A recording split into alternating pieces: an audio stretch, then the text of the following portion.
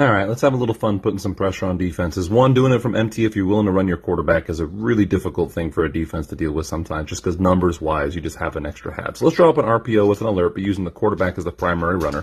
First, let's set up the alert. Let's just go with a little hot screen into the short side here. So that's your two receiver extension right there. Just seeing if the defense is going to expand someone out. If not, and the free safety stays high, we can just take that, right? Second thing we're going to do is put our field side or our obvious throw right here. So let's just put stick right here. So it's just like Y stick, except you're doing it from empty instead of from 3x1 or trips, right? So now we've got our regular stick right there, and we're reading off the mic, right? So if the mic expands to 3, we feel good about the quarterback pulling. If the mic stays in the box, we feel good about throwing it out to the stick. And then let's run Q dart. Let's have some fun here. So let's pull the tackle through and bring him through for the will.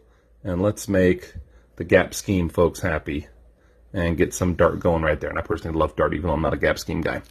So one of the reasons why we love this is because in a lot of RPOs, a defensive coordinator or a defensive coach might say, well, what happens when we drop that second safety down into the box? That screws up your numbers. And to be honest, they're right. That is something that gives an RPO a difficult time, is when you go to single high, that can break a lot of RPO numbers. But if we're going to run the quarterback and add a number, whether you think of that as the number 3 receiver over here or adding a second receiver over into the boundary there, either way, that creates the same effect for the offense, where we are not down a hat in the RPO game. So if they did drop this safety down into the box, well, that would mean the free safety's got to go to the middle, and that means we've got an advantage out here. If they walk the will out there instead, it's obviously easy to hand it off on the dart.